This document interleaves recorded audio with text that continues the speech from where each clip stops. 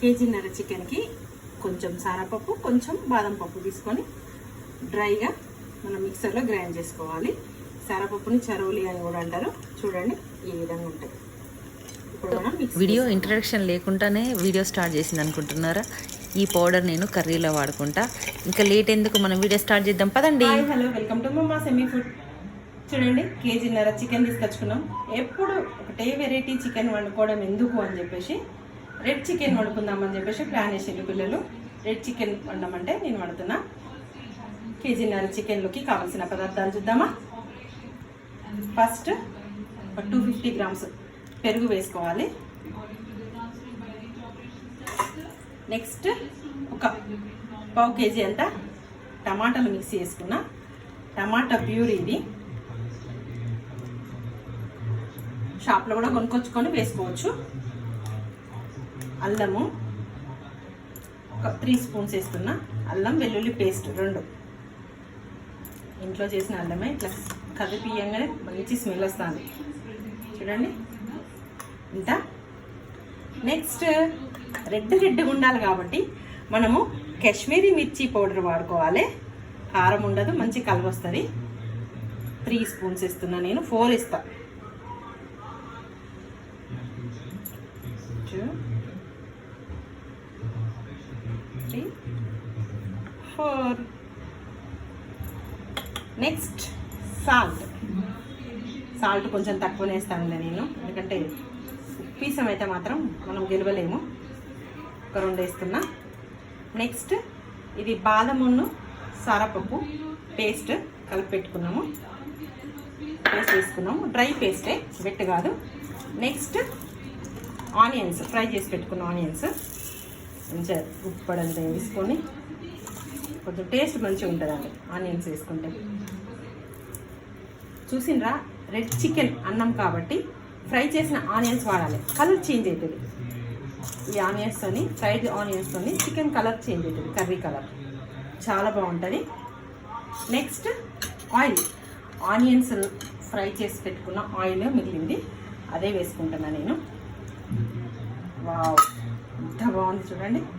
ఇప్పుడు చక్కగా కలుపుకోవడమే. ఒక 15 మినిట్స్ ఇట్లా మ్యారినేట్ చేయాలి.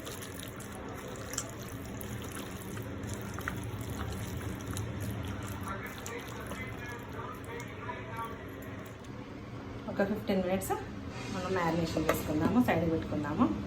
Wait and see. 15 మినిట్స్ అయిపోయింది.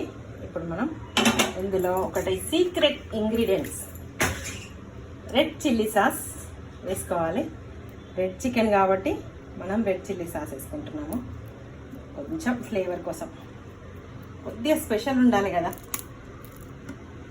నెక్స్ట్ టమాటో కెచప్, ఇది కొంచెమే తక్కువ కలుపుతున్నా. ఎంతైనా కర్రీ కెచప్ టేస్ట్ వస్తే మంచిగా అనిపించదు కదా, కొంచెం అట్లా స్పెషల్ టేస్ట్ కోసం అని చెప్పేసి కొంచెం వేసుకున్నా. చూసింది కదా. ఇప్పుడు మొత్తం మంచిగా మిక్సీ చేయాలి. మళ్ళీ చక్కగా మిక్సీ చేసుకోవాలి.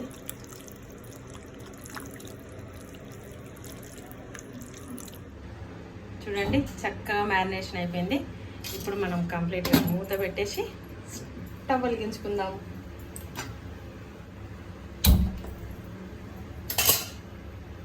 మీడియం ఫ్లేమ్లో కుక్ చేసుకోవాలి.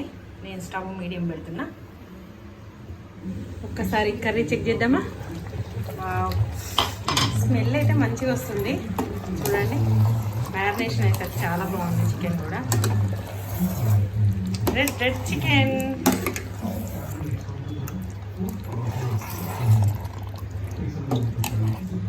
కర్రీ ఎక్కడ వరకు వచ్చిందో చూద్దామా. వావ్, టెంప్టింగ్ కదా. నేనైతే వెయిట్ చేస్తున్నా కర్రీ ఎప్పుడైతుంది అని చెప్పేసి. ఇలా మధ్య మధ్యలో కలుపుతూ ఉండాలి. మీడియం ఫ్లేమ్లోనే ఉడకబెట్టుకోవాలి కర్రీ, ఎందుకంటే మాడిపోతుంది. అంత గ్రేవీగా ఉన్నది కాబట్టి మాడకుండా చూసుకోవాలి. టేస్టీగా వండుకోవాలి.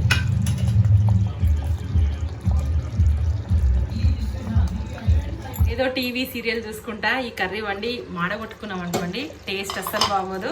కర్రీ మీద కాన్సన్ట్రేషన్ పెట్టి వంట చేయండి. చూడండి అస్సలు మాడలే, చాలా చక్కగా ఉంది. చిన్న ఫ్లేమ్లో మనం ఉడకబెట్టుకుంటున్నాం కాబట్టి దమ్ చేసినట్టు వస్తుంది కర్రీ కూడా.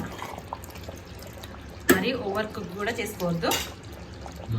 ఇప్పుడు చికెన్ కర్రీలో కొంచెం ధనియాల పొడి, కొద్దిగా మసాలా వేసుకున్నాము. మన హోమ్ మేడ్ ధనియాల పొడియే 2 స్పూన్స్, కొంచెము గరం మసాలా, నెక్స్ట్ కొద్దిగా కొరియండర్. ఇప్పుడు కొంచెం చక్కగా కలుపుకోవాలి. చూసిండ్రా కర్రీ అయిపోయినట్టే, ఆయిల్ వస్తుంది. కాకపోతే ఇంకొక 2 మినిట్స్ ఉంచాలి.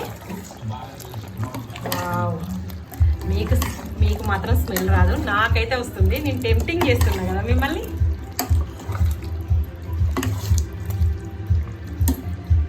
వావ్, ఇది టేస్ట్ కూడా చూసా, చాలా బాగుంది. అన్నీ కరెక్ట్గా సరిపోయినాయి. ఇలా ఆయిల్ వేరేది చూసిండ్రా.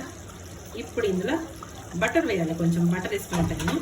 మీ ఇంట్లో బటర్ ఉంటే బటర్ వేసుకోండి, లేదా మిల్క్ క్రీమ్ ఉంటుంది కదా, క్రీమ్ ఉంటే క్రీమ్ వేసుకోండి. చూడండి ఇంత బటర్ వేస్తున్నాను నేను. Wow, it's tasty. కొంచెం బటర్ కరిగే వరకు మనము ఉంచుకుందాం స్టవ్ మీద. కర్రీ కంప్లీట్గా అయిపోయినట్టే. Red chicken ready.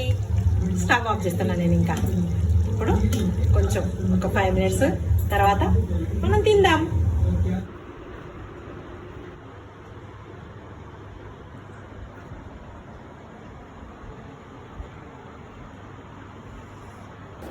If you like the recipe, please like, share and subscribe to Mamma's Yummy Food. Thanks for watching. Bye bye.